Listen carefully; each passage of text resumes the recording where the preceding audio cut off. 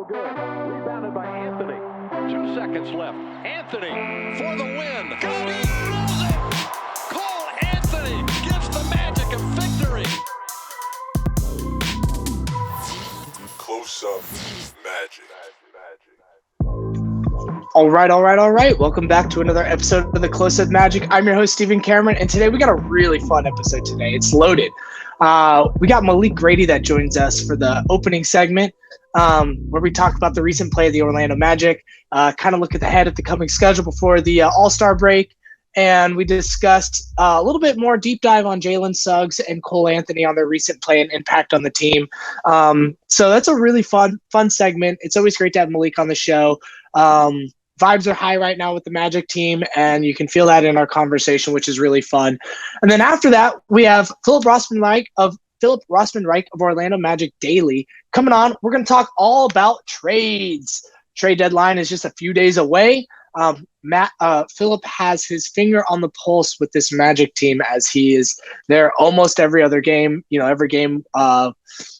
Games that he can go to. Sorry, I'm not going to speak for how many games he is physically there, but he covers his team every single day on Lockon Magic and Orlando Magic Daily. So he definitely knows what's going on and kind of has his finger on the pulse with this Magic team. So before we get into those conversations, though, the housekeeping stuff that we do every episode.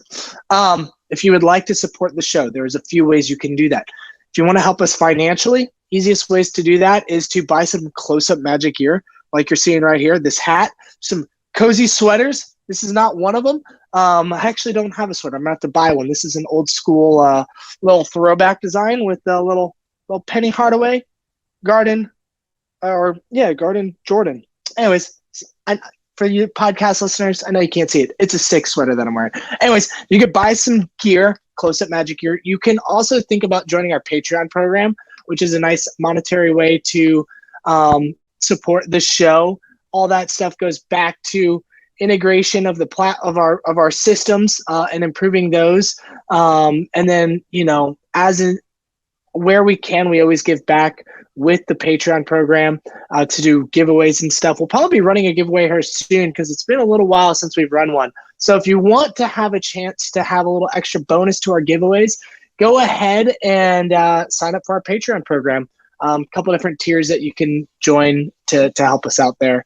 So, and then the other way you can help us out is by liking and subscribing to this podcast on whatever platform you're watching or listening to it on. So if you're watching on YouTube, please subscribe. We crossed over 250 this past week. We're trying to get to 300. That's our next number goal. So go ahead, hit subscribe to this show. That'd be really awesome. And then, like and leave a review if you are listening to it on a podcast platform or wherever. We really appreciate you. Without further ado, we're going to get right into this conversation with Malik, and then we're going to transfer over to Philip. Like I said, everyone, we got Malik Grady in the house today. What's going on, Malik, man? How you doing? It's the most wonderful time of the year.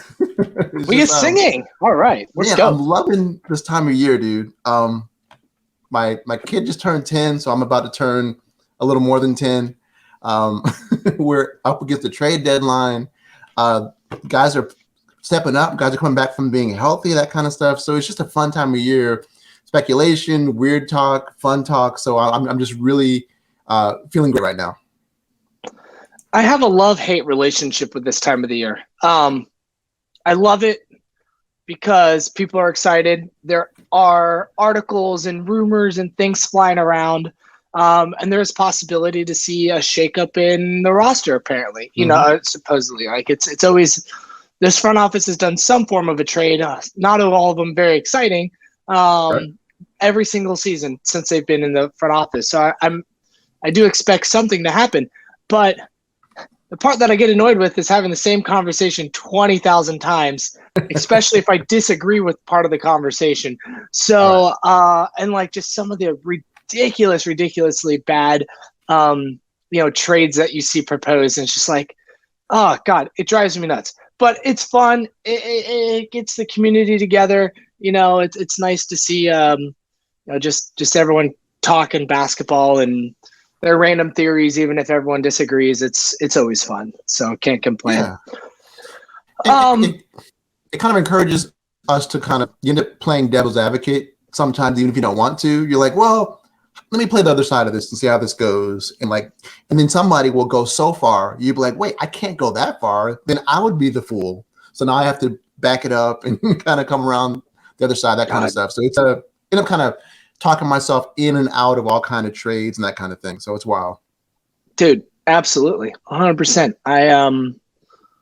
I'm in certain things for certain ways, but I'm totally against it if it's another way and it involves the same player. It's silly, but it's all good. We're gonna know by the time people listen to this. It'll be like 1 or 2 days until the trade deadline, and then it'll be then we'll know what happens. Yeah. So until then, though, we've had quite an exciting little road trip for the Magic on the last episode that I had. The Magic were just getting ready to go on a road trip. We actually might have even played the Philadelphia 76ers. We did we played the Philadelphia 76ers, I think, the first game. And since then, the Magic have gone, they finished that 4-game road trip 3-1, which is really exciting. The Magic are standing 22 and 32 in the 13th spot in the East, 2.5 games before the 10th seed. What's interesting right now about the Magic is we have 22 wins, right? Last year combined, at the very end of the season, we had 22 wins, and there's still 28 games left of the season. So I think 28. Don't quote me on that number, but we were thinking about that. Maybe if we go 16-12, we might be in a good spot. So that makes sense. Yeah. Yeah. I mean, some people have 16-12 as the magical number to make the play-in. But at least it's not embarrassing ourselves type of thing is the idea, I think. I think we've already not embarrassed ourselves. I think it's unless the front office really decides to tank it up, which I don't necessarily expect them to do, or some major injuries happen. Like how could this season really derail itself? Don't take the basketball gods, but I agree with where you're coming from. Yeah, I mean this team's good. I mean they're young. Sure, they could go on a 6-game losing streak, but then they could go on a 4 or 5 game winning streak right afterwards. They have that potential, but I still think they're going to play roughly 500 basketball the rest of the season, which will be cool. Which will put them roughly around 32, 35 wins, somewhere around there, which is great. They're definitely going to beat my expectations of what they were going to do. I thought they were going to do 25 to 32 wins, 28 to 32. That was the projection window, and they're 32 is probably going to be on the potentially the low end. So did Vegas. Vegas was very low on us. I mean, and back when Jalen Suggs, when Marco Fultz had the broken toe, when Gary Harris had the goofy knee, and then other guys went in and out of the lineup, we all felt a little like, oh man, we're all Pollyannas. We all thought things were going to go great, and now things aren't so great. It's not fun. We're 5-20, and we're kind of a laughing stock. So we were all having some egg we had to wipe off of our face at that point, I think.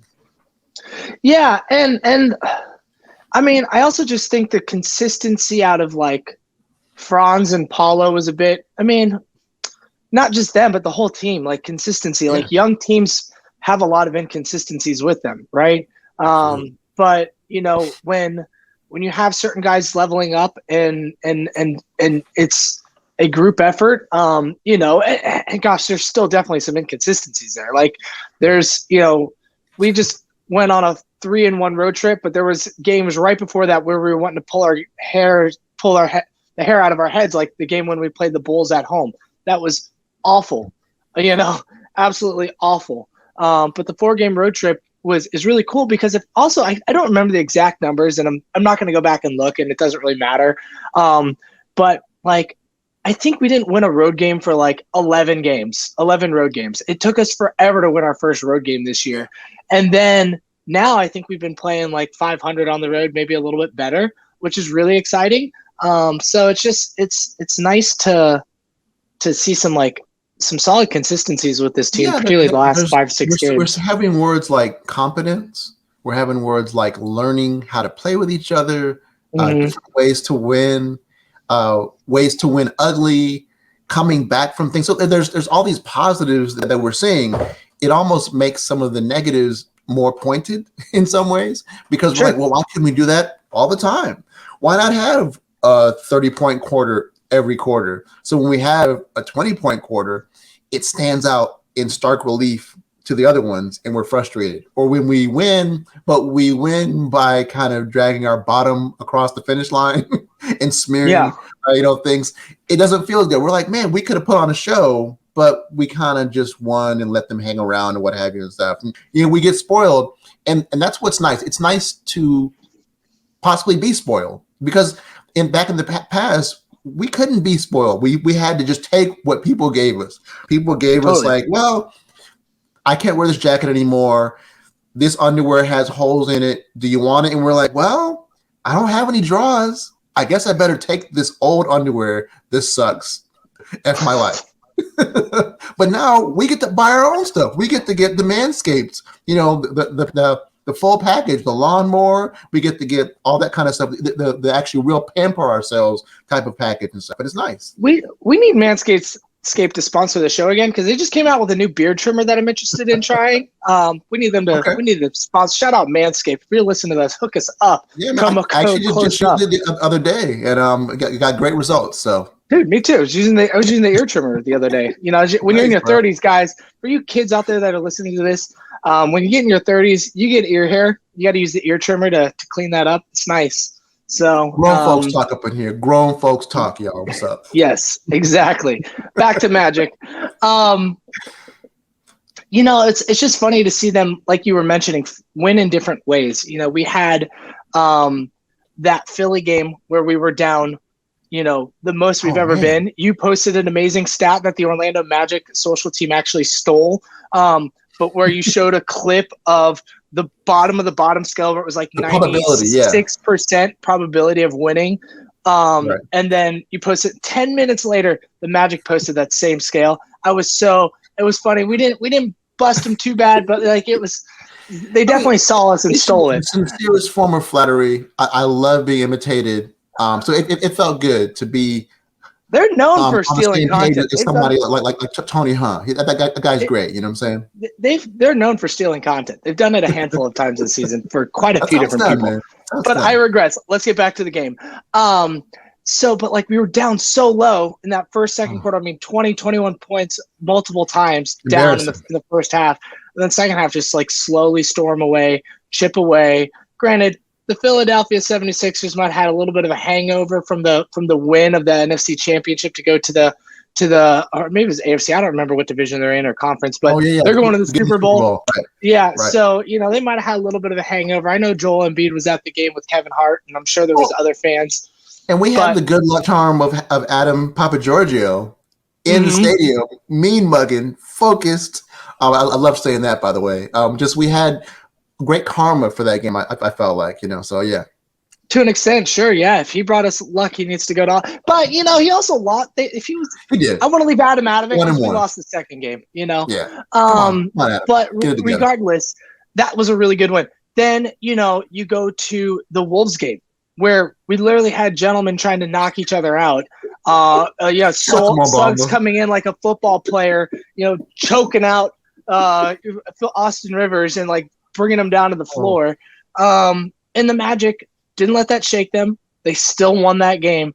Then you have the Charlotte Hornets game, one of the worst teams in the league right now. Up and down, not perfect. I just watched that game, rewatched that game today. Not a perfect game by any means, but they found a way to eventually have a professional win. And we made some mistakes. So we got some guys that are not hitting shots right now. A couple guys with some walls going on. Paul's got a little bit of a wall going on. Bull's got a wall going on. So we're just winning in different ways, which is really cool to see. Yeah, it was interesting. Like we talked about in the Minnesota game. Like I said, I shout out to Mo Bamba. Appreciate the fight that he showed. The literal fight that he Absolutely. showed. This guy, he was playing well as a starter. Soft. People say I'm just all about the goofy movie looking at MFer. But he's out there just clocking guys, scheming to get behind closed doors, pushing security guards around, trying to find Austin Rivers. Are you serious? And I love the homerism of fans. I love how many Magic fans came at me when I pushed back and say, hey, listen, I think these suspensions are warranted. Oh, for sure. Bamba trying to be a criminal mastermind. Well, let's pause there for a second. Bamba got 4-game suspension. Jalen Suggs got a full game suspension. Austin Rivers got 3. It was all fair. I mean, but I had a lot of Magic fans who were like, listen, no, this is wrong. Mo shouldn't have gotten much of anything. Jalen, all he did was pull him down. I'm like, hold on. They're like, Jalen was trying to be a peacemaker. I'm like, let's watch how I was being peacemaker versus Jalen Suggs. Jalen Suggs brought out his football player and tried to tackle the man and actually successfully tackled the man down to the ground. Yes. There's no peacemaker there, And J.I. was like throwing his muscles. He's like, hey, I got this new body. I'm going to throw it around. Yeah. Praise the Lord, praise the Lord, praise the Lord. It was interesting, though. I mean, outside of the fight, that was the game that Wendell Carter was out for resting his foot again. And so Bamba actually got the start, and he was looking for a guy who had barely played any minutes in 2 weeks. He was looking pretty good, man. He was active. I didn't get to watch it like super close. Like I said, I've had family in town the last couple of days, but he looked pretty solid. I'm not gonna say he was amazing, he went out like but I definitely feel like he went out like I think it's gonna be his last game. If he's played his last game, then if it's his last game, then he played very well. Be proud of him. Yeah. I'm always gonna wish he had a more defined role this year. I understand why he lost it because he started the year very rough. But also, like, man, he's just one of those guys. He's one of those guys that we're gonna go watch, and he's gonna like turn into a consistent player for another team in a solid, in a solid role, whatever that role is. And there's always gonna be that. I wish that happened here because you always want to see your draft picks like be nice in your own spot. You do. So it's like with your kids. It's like, or even sometimes with people in your life. I wish success for everyone in my life that I come in contact with. But sure. I have to recognize that there's some people in my life that I can't be part of the good things happening for them. Like I have exes in my life who I want good things to happen, but I can't be the one telling them what positive thing to do. I can't be in their life, but I can from afar want good things for them. And the same thing I'm sure is going to happen for my kids. I'm not going to be able to hold their hand and go to college, and go in their apartment, that kind of stuff. They're going to have to do it on their own. And that's okay, but it does hurt a little bit because you want to be able to be there and experience their success with them. When Bamba has success, whether it's in Portland, whether it's in New York, we're not going to be part of it. We're just going to admire it from afar, almost like proud step-parents or grandparents, that kind of thing. And that's okay. It's a little more grown up and less fairy tale like I like to be. I love the fairy tale. We have to let go of the fairy tale. So, yeah. Yeah, it happens all the time. We saw with the last era of basketball players, I guess 2 eras ago, we saw plenty of guys go blossom and be better players than they were in the Magic, and that's okay. It's basketball. Not everyone's going to pan out. As long as we're team. Still good. If other people are doing well and you're doing well, it feels okay. When they're doing well and your life sucks, that's when you're like, oh my God, I hope a house falls on them. This sucks. So, yeah. No, I hear you, man, for sure. Now let's transition for a second. I want to talk about a couple players that hopefully still have a future with this team for a while. And have, in my opinion, the last couple of weeks really stepped up when they were a little inconsistent recently. Before that, the 2 players I'm talking about, Jalen Suggs and Cole Anthony. Both players that missed around the same amount of time at the beginning of the season. Cole went out, within the second or third game. I can't remember, but very early into the season, he only played a couple of games, missed, 15, 20 games with a rib injury. Then Jalen Suggs with this ankle injury missed quite a bit of time. They both came back relatively around the same time. They've been playing 15, 20 games since they've been back. The beginning of those comebacks were a little rough. Cole was shooting extremely inconsistently and some days not even shooting anything. Suggs still a little rocky offensively, but there was even some like rust defensively there. But recently, both these players have become people we are relying on to do very specific things, and they're helping us win at a high level. Let's start with Jalen Suggs. He obviously didn't play the last game because he served his 1-game suspension. That game was versus Charlotte. But he'll be back tomorrow. I think we're playing the Knicks. I can't remember off the top of my head. The Knicks. And then, but I think something that we've seen recently, particularly in the last 10, 12 games, is his defense. It's getting a lot of notice right now, not just with Magic fans, but even some media outside of the Magic. And it's because he's playing a lockdown defense. We don't come back in that Philadelphia game if it wasn't for Jalen Suggs and his defense that he threw down in that game. And it's been like every game, he's one of those, in my opinion, defense isn't always fun to watch on an individual basis. He is one of those players that it's fun to watch because he's just so smart. He's all over the place. He knows how to, there was this one play. I can't remember what it was, where it was, but like he was guarding a 3-point line. The guy kicked it to someone else. He got a switch, which then caused him to drop back into the paint to protect the paint. Then the ball kicked to someone else. He literally used an offensive player in the paint as a sling. He grabbed the player, ripped around, used him as a slingshot, whipped around him to get back to the offense to to contest a 3-point shot, which he did contest. It was insane. I think this was versus one of the Philadelphia games, or I don't remember exactly, but it was like you don't have defenders like that every day, and it's really really good stuff and entertaining. Before we get on the offense of Jalen Suggs, defensively, what are some things that you have noticed recently and how he's impacting the team there?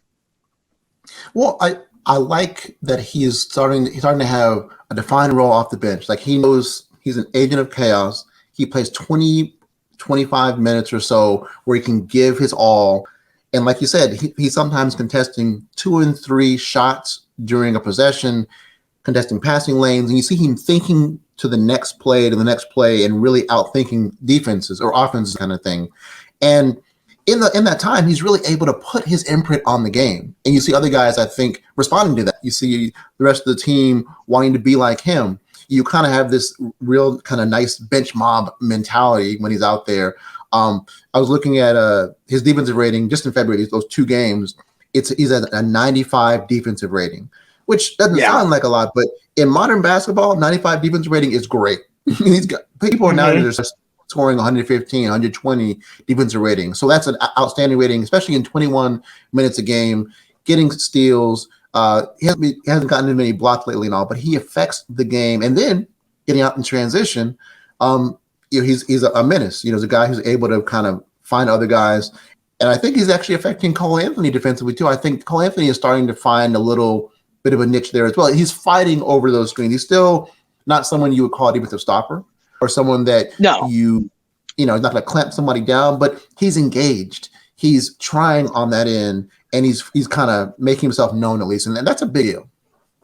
I think it's easier for someone like Cole to be engaged or effort. I'm not going to say engaged. I think Cole's, I don't ever want to talk about someone's like will on the court. Because I'm not there. I don't know them. Yeah. And it's really hard. Yeah. And it's just so hard to know what's going on the court, and within an individual player. But I will say his effectiveness, right? Like a team in general, I think it's easier for a bad player to be less bad when you're surrounded by better players. And there's better players right now are Jalen Suggs, who's playing at a very high level defensively. You got Jonathan Isaac back, who's playing, defense at a good level, even high level to, as he's shaking the rust off. You have Maurice Wagner, who's not as bad as he was. He went through a streak for like a month there where he was awful defensively and offensively. His defense is starting to pick up a little bit more. Then when you're mixing in someone like Gary Harris in that unit or Franz or Wendell Carter, it allows you. Yes, Cole picks up that energy and it can help him. Now, if that unit is a clusterfuck, Cole's going to be a clusterfuck, to just say it straight up. And so it's like, it makes sense that Cole's energy on defense is being more effective than it was before, while that second unit is becoming a bit more whole on the defensive end in general. Yeah. Well, and it's funny, you mentioned, I'm sorry. Well, segue, like you said, kind of going into offense. Just looking at that small sample size, I picked out a small sample size before with Suggs where he was starting to shoot a little better on the catch and shoot threes. I'm going to pick out another small sample size again, just these 2 games in February. Right now he is shooting, it's only a few shots, but 4 out of 6 from 3 in those 2 games, which is 6-7%. That true shooting percentage is 69% in those 2 games. So he's a positive. It's a good number. Offensively. In fact, his offensive rating in these 2 games is 142. That's quite good, sir. That's quite good. Run those numbers. Run those numbers for the last 10. Run those numbers for the last 10 because I ran the 3-point numbers for the last 10. He's hit 10 out of 26 threes in the last 10 games. That's 38%. We'll take it. So these last the games in February really helped.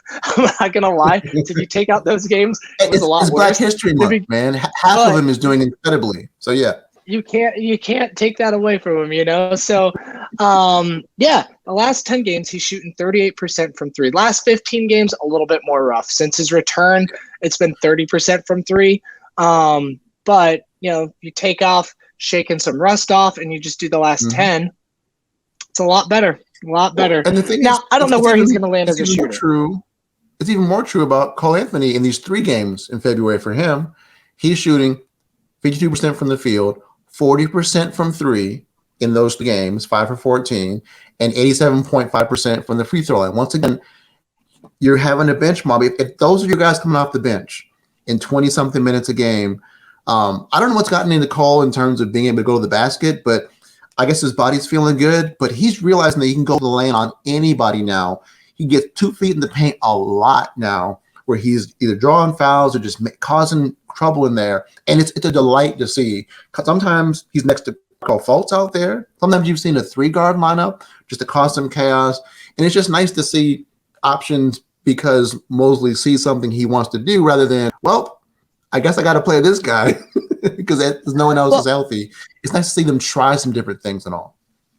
I have a theory with Cole. I mean, I don't have a theory. I know because our boy Kobe Price had an article on this right at the very beginning of Cole starting to come out of his slump. It was he did an interview with Cole where Cole talks about, I'm in this slump. I got to find ways to be more efficient because I'm not hitting shots. And right then is when it was like the very next game, you and I both noticed he's driving more. And so I think it was just I think that transition of his mindset was simply just because he knew he had to make a change, because if he didn't make this change, he was just in that slump. And it was good for him to recognize that because that's the kind of stuff you want young players to recognize. Hey, I don't got it going on right now with what I'm currently doing. I need to try something else. He tried something else. Now he's driving more. He's still getting his attempts up with his drives, but it's also affecting how and where he decides to shoot on not drives. And which distributing the ball a little bit too. Yeah, which is being really more effective in that second unit as the leader of that unit offensively, getting people set up and whatnot and scoring. And the last 10 or so games has just been really fun with him. Yeah, and it's like, I remember a couple years ago, I want to say it was when we drafted Cole Anthony. We were trying to predict what the Magic would do in the draft, right? As always. And always. The conventional thought was, okay, they're going to take another plus wingspan athlete, probably in the 2, 3 to 4 range, that kind of thing. And just another guy maybe can't shoot, all these type of things. That's who they're going to take. When they took Cole Anthony, who was known as an offensive player, an athletic guy who maybe is a little bit of a distressed asset because of how his season at North Carolina had gone instead, and then also doubled down and took RJ Hampton, another guard, and then the very next year took Jalen Suggs, to suddenly go from, hey, we got a bunch of Aaron Gordons and Jonathan Isaacs and kind of guys in here, to suddenly you're getting guards who at least have some offensive pop and imagination. I don't think we should take that for granted, that change in mindset and thrust from Weltham and how that's taken us now, where we have young guards that we can be excited about. And I think we'll talk a little later about how different our guard situation is now from what it was even just a few years ago in terms of like. Let's talk now. We can be excited about. Like, let's talk about it now. 2017 opening night, we had our 3 point guards, so to speak, were Elfrid Payton, beloved by you, I know, DJ Augustin, and Shelvin Mack. Who ended up leading us in assists that year. Elfrid Payton, 23. The bloom had come off the rose a little bit, but you still thought there might be some, juice in the orange, so to speak. DJ Augustin was 30 years old. Shelvin Mack was 27. Those were your young guys. Hard to get excited about. Yep. You're hopeful. Yep. But by the end of the year, Elfrid Payton was traded for a second-round pick. And to my estimation, we were lucky to get a second-round pick out of that. I was happy to see him go and maybe see what he could do elsewhere. And you were left with DJ Augustin and Shelvin Mack. Fast forward to now. Markelle Fultz is your starting point guard. Cole Anthony's off the bench. And then Jalen Suggs is another playmaker guy who plays quite a bit of, on the ball as well.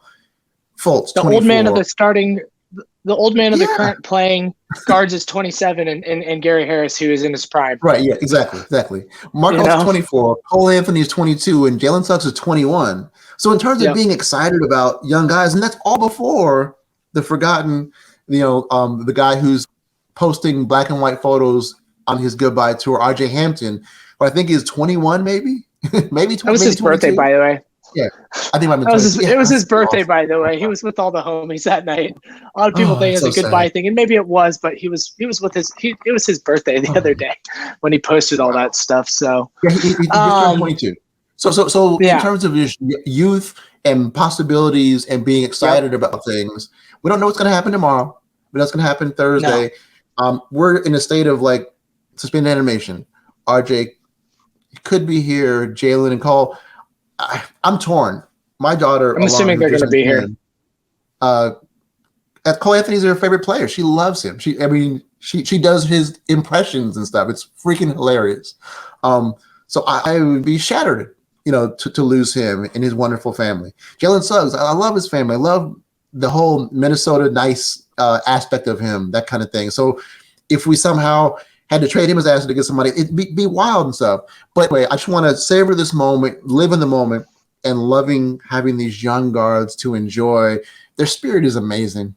They're sweet kids. And they really are nice guys, man. These are guys that would help the old lady across the street and maybe help Mo Bamba fight their dad afterwards and stuff. They seem like really fun guys. So I just want to savor that for a moment. It's great. Without even helping the old ladies, they're helping this Magic team win games, and that's to me a little bit more important than the old lady who's there or not. Old ladies. It's whatever.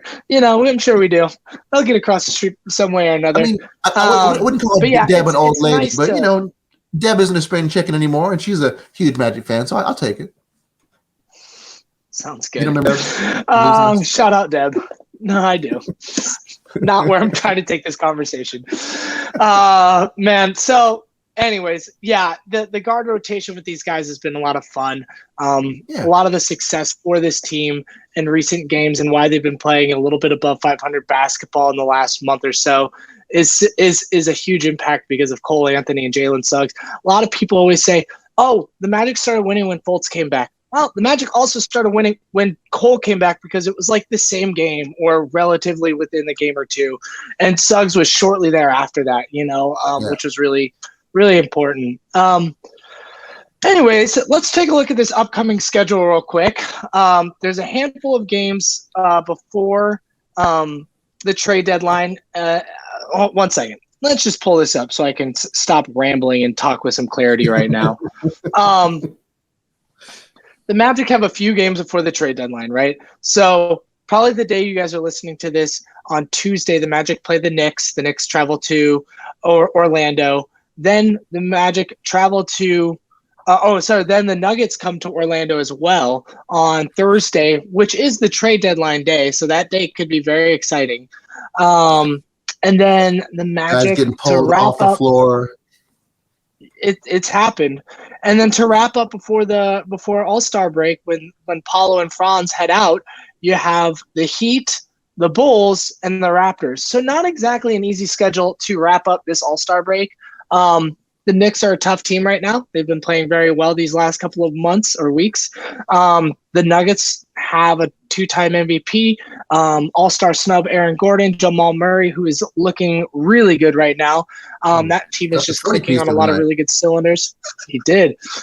Miami Heat, tough team. Chicago Bulls, they worked us last time. We've beaten them before, but they are a tough team. They have a lot of offensive power. And then the Raptors, who knows what they do? Who knows what they do the deadline? We've beaten them, and I would expect us to beat them again. But who knows? They can be a tough team. They have a lot of really good players. So, exciting couple of games coming up. I'm looking forward to it. I'd love to have this Magic team go. With the 5 games, I'd love to win 3 of those before the All-Star break. That'd be sweet. Continue to play above 500 basketball. 4 nights.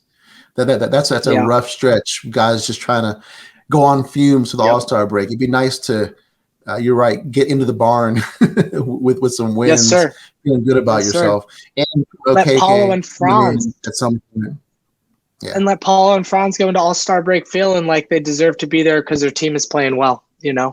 It sucked to go on like a 3-game, 4-game losing streak right before they go to All-Star break and play with all those great players that they're going to be around and all those cool activities. Like, let's get them there on some wins. They're going to go right as a back-to-back, which is unfortunate, but let's get them there on some wins. That'll be fun. Well, and you look at some of the other teams they've been playing. Indiana's been dropped like a stone. Wizards got hammered tonight. So there's an opportunity to make up some games. As a moment of this recording, we're like 2.5 games out of the 10th spot. I feel like we've been here for a while, but to be in striking distance with guys coming back, about to have a healthy roster, might have some moves to either kind of innervate you or deflate you on the horizon. As you talk about that later and everything, but it's an exciting time, man. I'm glad to be able to share with you, and I'm glad to be able to share it with some of the other Magic fandom. It's been nice. I feel like we are kind of an educated group on the timeline. Obviously, we mouth off here and there, but the vibes are really nice right now in terms of Magic fans and guys enjoying themselves and kind of just coming together, that kind of thing. So I'm very thankful. Yeah, it's been fun so far. So, well, all right, Malik, I think that wraps it up for our segment. I appreciate you joining the show. Magic fans, stay tuned. Like I said, that was a really fun conversation with Malik Grady. It's always great having him on the show and just kind of deep diving on some of our favorite players that are playing for the Magic right now. It's really nice. One thing Malik and I did not talk on is Chuma Okeke is just been assigned to the Lakeland Magic. Now, it hasn't been announced that he's going to play any games for them, but he's down there. Looks like he's going to get some practices in with them on his way on his rehab recovery back to gameplay. So hopefully we'll see him, I imagine probably after All-Star break at this point, but who knows? Maybe we'll see him a little bit sooner. So that's really exciting. All right, no more babbling. We're going to get right back into it with Philip Rossman-Reich of Orlando Magic Daily on trade deadline. All right, everyone, like I said, we got Philip Rossman-Reich of Orlando Magic Daily and Locked On Magic here to talk about the NBA trade deadline since it's just a few days away. Philip, thanks for coming on the show. It's been a few weeks, maybe a month or so. How you been? I've been doing good. Life is better when your team's winning. Like, no doubt about it. Like, it's, you want to keep some journalistic detachment, but covering, from my experience, covering winning teams is much more fun than covering losing teams. Absolutely. And when the Magic have 22 wins right now with 28 wins left to go, or 28 games left to go in the season, 28 wins, that's correct. That 28 wins, yeah, exactly. And that win total is the same amount that we ended last season with is really exciting. And, the Magic just coming off a 4-game road trip going 3-1. It's really exciting. I think right now what a lot of Magic fans are focused on is the trade deadline, though. It seems like every other day the Magic have their name in some other rumor connected to some player, or one of our players is connected to another team. And, I was thinking, like, last week we had Keith Smith, who kind of covers the entire NBA, looks at things from a very large spectrum. But this week, the last episode of this show before the trade deadline, I wanted to get someone who has their finger on the pulse of this team, who covers this team like no other, and that's you, because you do a daily podcast, you do articles almost daily with Orlando Magic Daily, or maybe it would be daily with Orlando Magic Daily. I am the one that's daily, yeah. No you offense are to daily, my other writers, so, but I am daily, yeah. Except for today, I didn't write one today. Well, I wrote one last night, but man, you just have you've been covering this team for a while, and can pick up vibes of the front office. You just have your finger on the pulse. So I just wanted to get into it. The latest trade rumors, man. Our name cannot be more attached to Fred VanVleet if people wanted to make it even bigger. It's there every other day. There's someone connecting us to this man. Recently, like just a few hours ago, Mo Bamba was attached to Portland, and as a possible interest for them. I just want to ask you in general, when you hear trades and like rumors of players being connected to someone, right? Even, let's leave the specific trade rumors out of it, like the details, but more or less connecting of names to different teams. How do you decipher and digest that information? Just a few days outside of the deadline. It's different a week ago. Now we're days apart. So how are you starting to feel with some of this information that's coming in?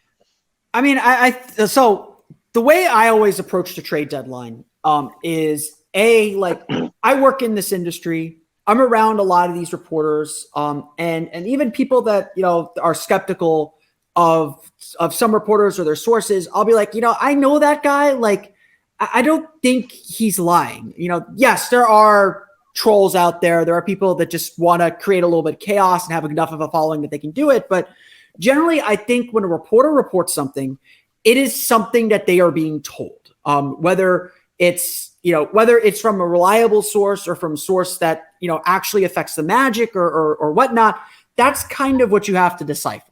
So, when I see the Fred VanVleet thing, there's enough smoke there that something's going on. Someone or groups of people are continuing to say that enough that there has to be there has to be something there. Now, the trick is understanding or trying to figure out what that something is. Whenever I see a trade rumor, I'm usually less interested in the construction of a deal or construction of what they're trying to say. Like, you obviously look into that and say, okay, what Totally. does this look like? What is the framework for this? Like, I remember when the Magic traded Serge Ibaka, we were sitting there, it was very well known that Toronto needed an extra big for their playoff run. It was very well known that the Raptors had interest in Serge Ibaka. Rob Hennigan and his front office obviously were not the most secretive group in the world. They were secretive until they weren't. But we would sit there and look at Toronto's roster and say, Terrence Ross and a first makes a lot of sense for Serge Ibaka. Like that framework Totally. exists. Like we could kind of foresee it. I remember it was, I think it was that me. Trade. Yeah, we all looked at that and said, "Oh, that trade, like that makes sense for all parties involved." Yep.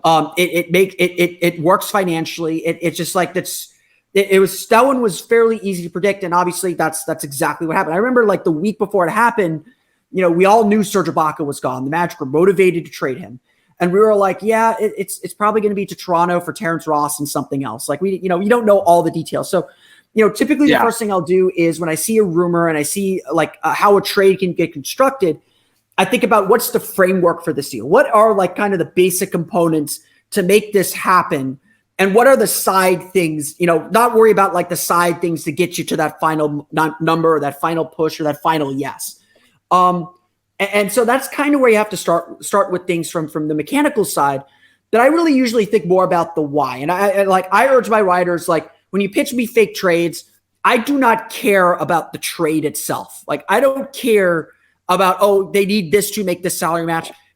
That's kind of irrelevant even at this stage. Like, honestly, even at this stage, we're sitting, 48 hours, a little bit more than 48 hours, I can't do math. A few days before the trade deadline. About that. We're not even really at the point to make like kind of final arrangements or final groupings. It's still that, what is the basic framework of this trade? So usually what I'll say is, what is the why? Why would the team do this? Why would this make sense? What does this actually say about what a team needs or wants? What does this actually say about what's going on? And then you have to look at the source. Who's reporting it? What have they reported previously? Who actually stands to benefit from this getting out? Typically, stuff that leaks to the media is a few weeks behind, or is behind where negotiations actually are. So, everyone's reporting, there's just so much noise about the Magic reporting, the Magic reportedly being connected to Fred VanVleet. My first two things that I thought when I saw that, it was like, well, Fred VanVleet's going to want $30 million a year, probably, he's going to want a pretty big salary. What's the benefit to the Magic to give up assets to get it done now when they could get to that number and sign him in the offseason without having to give up anything? Like, yeah, they might have to cut, someone on their roster. They might have to keep Mo Bamba and cut him. No big deal. Like, they might have to, cut someone else to make that number work. But they have the flexibility with all the contracts that they have to get that done. They can make a trade to free up that cap room. It's not hard. And so I have been increasingly skeptical that I'm not skeptical that the Magic might have interest in Fred VanVleet. There is a basketball fit there. There is some basketball sense to it. I'm very skeptical. Absolutely. Yeah, I'm very skeptical that it's something that would happen at the deadline. And so when I look at all the rumors, because they're not coming from Orlando people, because the Magic don't leak anything. You just have to look at my Jabari Smith post-it note, which I still have in my hand here, as a memento. If you don't know that story, this is my Jabari Smith post-it note from draft night. We all thought on draft night the Magic were drafting Jabari Smith. Everybody was reporting it. This has very much the same feel to it, except like now you have a Fred VanVleet who has motivation maybe to try and push Phoenix Suns, like a team that VanVleet wants to play for, wants to re-sign with, that otherwise or wouldn't LA be able to or re-sign something him. like that. Yeah, they can't re-sign him unless they have his bird rights. And so if you're an agent trying to get him to a Phoenix, to, I don't know if the Lakers are interested, but get him to one of these places that can't sign him otherwise, and you're trying to get them over the hump to yes, they're going to say, well, hey, the Magic have $30 million in cap room this offseason. They could get more. They want my client. They're going to chase my client in free agency. If you don't get him now, you're going to lose him forever. This is the kind of stuff you have to think about when you see rumors like this. There is so much going on. Like, I think I made this comment to another Magic fan earlier this evening. It feels like the Magic are the boogeyman in this free agency class. Like, I'm honestly surprised they're not being attached to more free agents and more potential big, like they've been attached to OG Anunoby in some circles. Like, what? Like, I'm kind of surprised we're not seeing the Magic kind of being thrown around as, hey, but the Magic could get involved in this big name player or this. It's not a great free agent class, so maybe that's why. But the Magic are, like, unlike the other teams with cap room this offseason. I was actually thinking about this earlier. Unlike the other teams with cap room this offseason, the Magic are the only one that are actually ready to win and could actually maybe convince a Fred VanVleet to say, like, hey, come down to Orlando. That first year, you're probably going to have to carry the team a little bit more. But as you get older, Paolo's going to take over. Franz is going to take over. You're still going to get paid, and you're going to be part of a winning team as you enter your 30s. Like, that seems like a good pitch. Let's talk about Fred for a second, because we are connected to him, like you've been saying, and there's tons of, like I said, every other day there's a new rumor. Today there was one that was saying from Action Sports Networks that Suggs needs to be, Toronto wants Suggs in a return, but it would also be bigger with Fred VanVleet and likely someone coming back. I think it's stupid. That'd be the dumbest trade in the world, in my opinion. But back to Fred VanVleet in general, like, his fit with the Magic is actually pretty solid. He's played third option for a championship team before, behind Kawhi, behind Kyle Lowry certain nights, and Pascal Siakam certain nights, depending on who was going off. He is a good leader. He can guard bigger players, even though he's a shorter guy, so he can guard a couple of different positions. Even a couple of threes he gives a hard time to. He's got excellent catch and shoot numbers from three. He can play on and off ball. So there's a lot of fits there that make a lot of sense for the Magic. And he could be that impact player that a lot of younger teams need to help stabilize. Now, the Suns had the ultimate stabilizer with Chris Paul to help bring them to that next level. The Pelicans had that CJ McCollum that helped bring them to the next level, as we saw his impact last year and this year. The Magic could use that guy. Fred VanVleet makes a lot of sense. I am personally not willing to trade almost anything of value other than like some of our expiring contracts and a couple seconds or a super protected maybe give him the Denver first. Maybe the Denver first if that's really what it takes. Yeah. I'm personally not even willing to do that. That's just me personally. That's fine. I think there's not a whole lot of reason to give much up of anything because he could be a free agent and he could walk and he could go to Phoenix next year. He could go play with a team that's more willing, more ready to win a championship. Magic will be a winning team next year, in my opinion.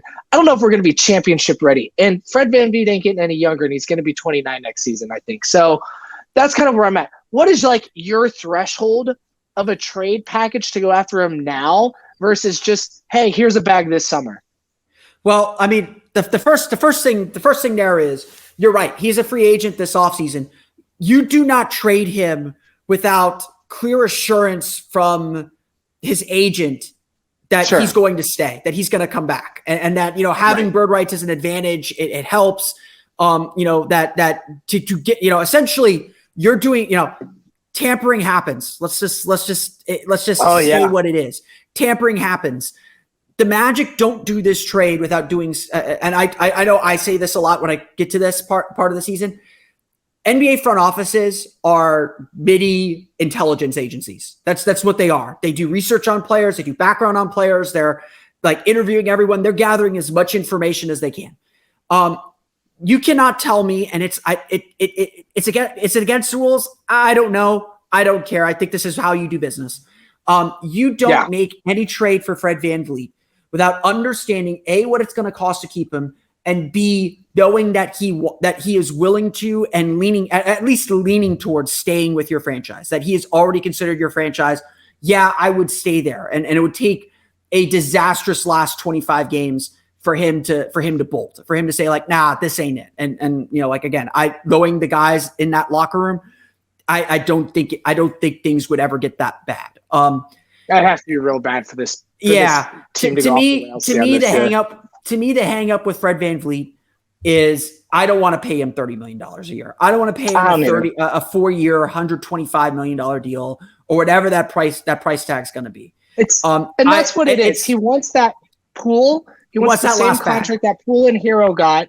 And those guys got $130 million, roughly $130 million with $120 guaranteed for 4 years. He just turned down roughly $100 million contract extension. So he wants more than 25 a year. He wants 30, and that's a pretty steep price tag for a Magic. And this isn't Jalen Brunson. I was skeptical of the deal the Knicks got Jalen Brunson on because how much of that was a flash in the pan. He's a smallish guard like Fred VanVleet. But Jalen Brunson's also early 20s, mid 20s, doing this for a 30-year-old. Yeah, doing this for a 30-year-old, that's when you start to see young, smallish guards really start to decline. And Fred VanVleet could, again, just looking at similar players like him, this could be a player that dives off the cliff very quickly. It could be 1 year he's an all-star. Honestly, that's how people thought this year was starting for him. And he's obviously bounced back a little bit, but he could be an all-star next year, that first year of the contract, and be completely useless the next year. And now you're stuck with that contract around your neck. Plus now you got to pay Paolo. Plus now you got to play Franz. And now you're kind of stuck with a group that, Paolo and Franz should lift you up pretty high, but you're stuck with a group that can't really get you there. And so to me, knowing this Magic front office and how much they valued their flexibility and their ability to do a bunch of different things, especially at this stage, I don't see them handcuffing themselves to any particular group outside of Franz and Paolo. Which they can't handcuff themselves to yet. What's your price point to acquire Fred VanVleet? Your personal price point. Obviously we have our own opinions on what we think the Magic might do, but what would you be willing to give up in a trade for Freddie? I don't think the Magic can get to his number and do a deal that Toronto would accept, at least in my book. I'd think about giving up Cole, just so you have a guard for guard. Probably Cole and Mo or Cole and T. Ross. I don't have the numbers in front of me, but I would imagine that gets you pretty close to the number. I don't think Toronto does that. I think Toronto would insist on getting Jalen Suggs back, and I'm not trading Jalen Suggs right now. Like, especially with the way that he's been playing the last month. It's been coming for him. That's not a kid you give up on that quickly. If you're giving up on him, you better be getting he better be part of a package that's getting you a surefire all-star that takes you up 2 levels, that takes you up to, we're not just hoping to make the playoffs next year. We are a playoff team and we're fighting for home court advantage. I don't think Fred VanVleet's that kind of player. Like, honestly, I get that Fred VanVleet is a good fit. I think that he would make this team better. I don't think he elevates this team very much. I don't think he elevates this team much higher. If anything, he lowers the ceiling more than he raises the floor. Like, he raises the floor, but I think he lowers the ceiling more than he raises the floor. So I honestly, I don't quite get the infatuation for Fred VanVleet. It's not that they couldn't use his skill. It's not that. It's, you could find his skill level cheaper. You can find the skill that you're bringing him in for cheaper. You may not get the kind of day-to-day, game-to-game consistency, but with Paolo and Franz, you don't need that. This is the way I've been describing it to people. I've been saying for a long time that the Magic needed a Gordon Hayward type, and it's not Gordon Hayward. What I'm saying is, like, when Charlotte brought in Gordon Hayward, they knew they had him on a bad contract, but they wanted a veteran who could stabilize their lineup, give them 20 points a night as LaMelo Ball figured things out, as Terry Rozier is a good example of that too. Just someone who could stabilize, give them a consistent score, some veteran know-how. They could eat the contract because money wasn't important to them yet. And when his contract came off the books, they'd be ready to spend and ready to win. The Magic needed that kind of player. And honestly, like last summer, that's why the Donovan Mitchell thing was so enticing and so interesting. Like the Magic, like if this were last summer, I'd say absolutely go get Fred VanVleet for those 2 years that you have him. He's going to help. For the year that you have him, he's going to help this team be better and more competitive this year while not getting in everyone's way, while not getting in Paolo's way, getting in Franz's way. Now, they don't need that guy. They have Paolo and Franz to carry the scoring load. They don't need that guy anymore. So, question for you. Fred's not your guy for the trade deadline. He's not really mine either, because, again, I'm not willing to give up much. I'd much rather just give him a competitive offer this summer, and if he takes it, he takes it. If he doesn't, he doesn't. Okay, cool. And he's probably second or third on my list of guys that I want to go after this summer. So who are some names or some frameworks of trades that you are interested in as someone who is emotionally invested in this team that you would like to see happen? Because for me, and you and I were talking a little bit off of camera, we actually think this is going to be a little bit quieter of a deadline than maybe is being hyped up on the media. You know, RJ Hampton's probably going to get moved. Ross will probably get bought out. You know, I don't know if, unless there's a team that Ross wants to go for and there's a second rounder coming back. I just don't see this front office, and you don't either. We were talking about, we don't see this front office sending Ross to like the Spurs or a bad location. They'd probably buy him out before they did that. You know, I also think like I think the most exciting name that could get moved is Mo Bamba. But I don't know what kind of awesome return you're getting from Mo Bamba. So what's like your perspective of some things you think might happen for this team coming up in the next couple of days? Yeah, I mean, I think the place to start is, what are the Magic's goals for this deadline? What are they trying to accomplish? You know, I've said this to so many people throughout the course of the year, and usually it was in the context of, why is Jamal Mosley doing this? Why is this player playing? Why are these lineups playing? And I say to them all the time, this season is not about this season. There's no deal out there the Magic could or should make that would rescue this season. Like, not that the season needs rescuing, but Orlando's not looking to make a move to get the sugar high of a play-in tournament spot. That's not what they care about. Anything the Magic do has to be about next season and building up toward next season and building the roster that way and in that direction. So, you know, obviously I think the biggest need is shooting. The idea that I kind of like, and it'd be a little bit pricey, and I think it would carry a little bit of risk, but I would try and flip either Terrence Ross or Mo Bamba, and it would probably be Mo Bamba because this team does need a backup big. I would try and flip Mo Bamba, and if I have to throw in a second for Luke Kennard. Luke Kennard has been kind of in and out of the Clippers rotation. He obviously has a little bit of an injury history, but that is a lights out shooter that, not the greatest defender, but will defend hard, has been in winning situations, can get hot for any given game and shoot you back into a game, kind of the way Terrence Ross did in 2019. But he's a much better kind of standstill shooter than Terrence Ross. Ross needs to be moving around a little bit to get himself going. Kennard fits exactly the kind of floor spacer this team needs. I would look at Kennard. I like that. Can I jump in real quick? Yeah, jump in. I like that fit a lot. I like that fit a lot because there was even the Clippers even said a few weeks ago, like they're looking for a backup big to take some minutes off of Zubac. Yeah, or whatever his last name is. I can't pronounce it probably. Zubac. Yeah, Zubac. They're looking for some help there, so that makes a lot of sense. Like Keith even sort of mentioned that last week when I had him on. Keith Smith, for those of you who might not have caught the show, he was on last week. We were talking about the trade deadline, and so I like that fit a lot. That's the type of trade and probably the biggest style of trade I think the Magic might have. Sorry, I just want to jump in there because I think that's a really good and that's kind of the line that that I think the team will go on is a move that, yes, will help the team this year, but will trade a guy that the Magic aren't using, like Mo Bamba, Terrence Ross. Magic aren't using those guys for a player that will not only they use this year, but will be key for them next year. Like a lot of people have always use more shooting. Yeah, always use more shooting. Like a lot of people expect the Magic, if they're not chasing after Fred VanVleet, to chase after Gary Trent Jr. I'm not sold that they'll do it at the deadline again because he's a free agent. They could just go out and sign him anyway. But maybe that's the kind of guy that they say, hey, let's get him in early. Let's get him in our system. Show him what we're about, and sign him in the offseason with bird rights. We can get him at we can give a little bit more. Not that they need to because they have cap room to do so. I don't know if I love the Gary Trent fit. I want to talk about Gary Trent for just a second. These are just ideas. I'm not advocating for one over the other. So he's another big name in Magic in Magic Twitter that a lot of people want. Particularly the guy who helps Close Up Magic with our graphics, Karan. He wanted to hit on Gary Trent for a second. So let's just pause for a second.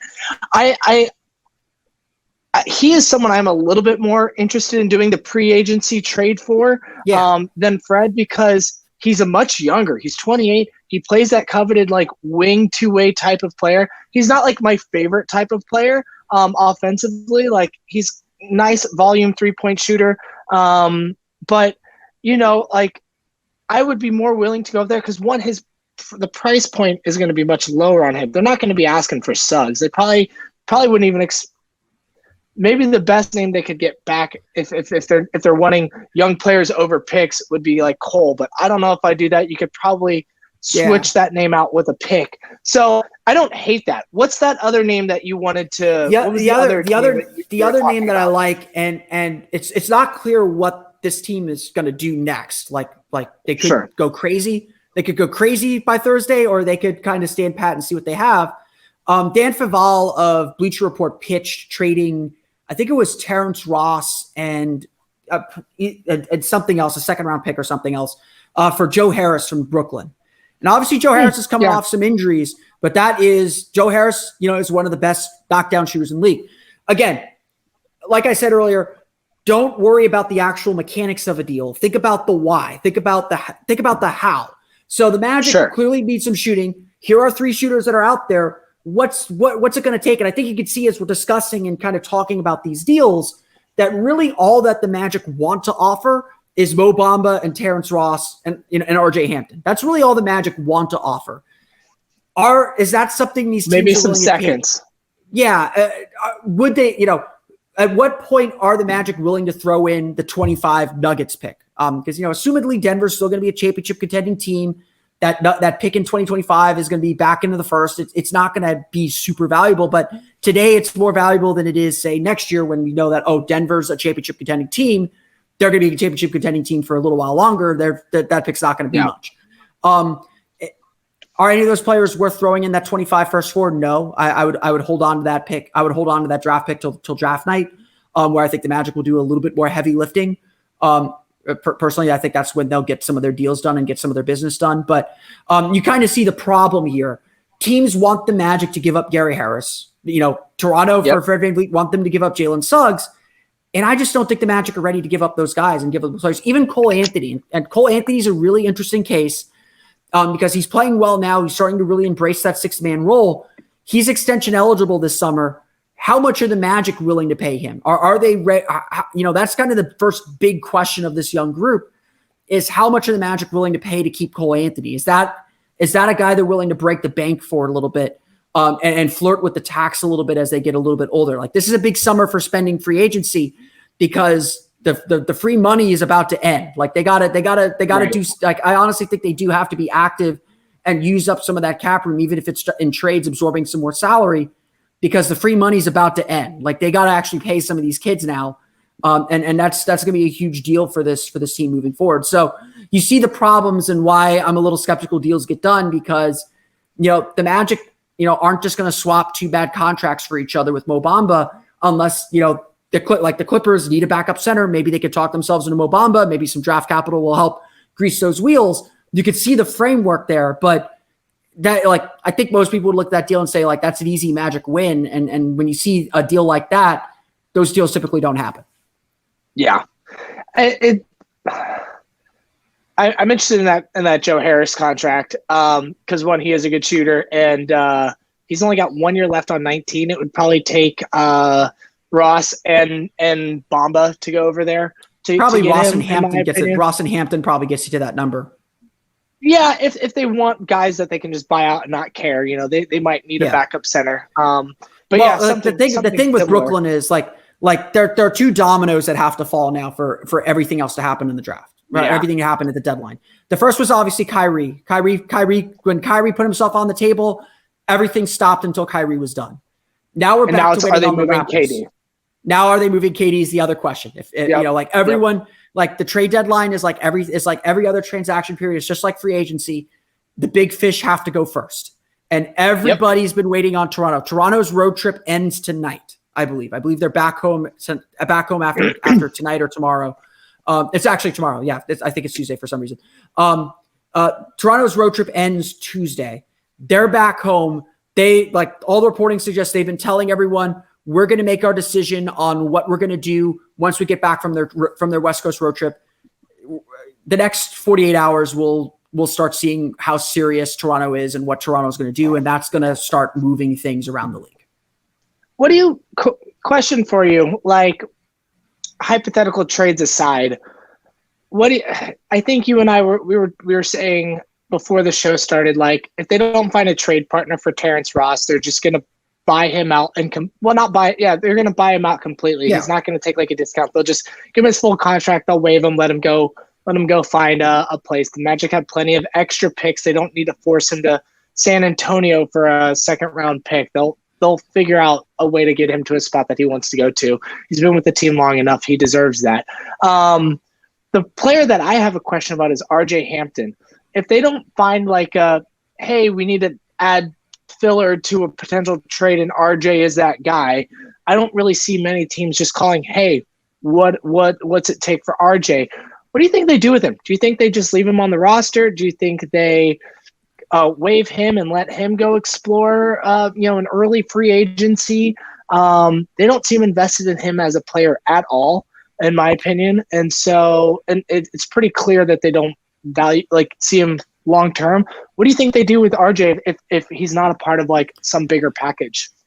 Yeah, I mean, I find it hard to believe that if a team is not willing to give up a second for him, and again, there might be some salary cap issues there, but if a team's not willing to give up a second for him, it's to his benefit to finish the season with the Magic. Be a good sport, be a good teammate. Yeah, get some run in Lakeland, just get some tape to show hey, this is who I am. This is how I'm playing. He's playing in Lakeland for him. The Magic are letting him play in Lakeland for him. And honestly, even beyond that, saying hey, cut me so I can go out and find a new home. Well, that means he no longer has access to the Magic's gym. That's seriously, that's another thing. Staying in shape. And he's been a good sport through. He's been a good pro. He's been a very good professional. He issues. hasn't been complaining. He's even had some social posts where he's like talking about the team and excited about the wins. He's been a pro through all of this, and and we all know and everyone around the league will see that. Like everyone around the league sees that. And so he like the frustrating thing with RJ Hampton is it feels like he did everything right. He's done everything that this team asked him to do, and the opportunity is just no longer there for him. Like this was always going to be the problem. Suggs. Harris they drafted Suggs. They drafted Houston. They drafted Caleb Houston, who, honestly, like if you're asking me what the Magic's goals are this trade deadline, they have 2 goals. Get Houston some more minutes. get Houston more minutes and free up a roster spot so they can convert Kevon Harris from a 2-way to a full contract. Those are honestly, if I'm the Magic, those are the 2 goals that I have for this trade deadline. I if I could get something for next year, great, but that's not my focus, honestly. Like if it happens, great, but my goals are very small because this group is doing some good things together. They deserve the opportunity. They deserve the opportunity to grow a little bit together to finish this out. And then, we'll learn what they need and how they can improve. Obviously, I think we could see some of it, but we'll figure out how to improve and how to build on that for next season. I don't think the Magic can stand pat next season because as good as this group has played together, they're obviously one injury away from being really, really terrible. The floor is really, really low. So it's the Magic are in a tricky spot, but I think they'll have better luck getting deals because, again, what the Magic are willing to give up is not going to get you very much. Teams want the Magic to give up more, and they're not ready to give that up and to get better. They could give up what they want to give up and get worse if that's the case. They could give up what the rest of the league wants and get worse, but that's not where this Magic team is at, and that's why I find it hard to believe that deals are going to happen. So let's wrap up this conversation with a last little fun question or prediction, as I'd like to say. What is your prediction for the trade deadline? Like, what players are no longer in a Magic uniform after Thursday? I think that they will. I don't think they're going to move Mo Bamba. I think Bamba will be on the roster past Thursday. Some of that is the Magic do want to remain competitive and do want to win, and they need him to be that third center. Like they need a third center, like backup. Like honestly, their most immediate need is backup center, because Wendell Carter is going to miss games. Like he's hurt. He's playing hurt right now. He's going to miss games.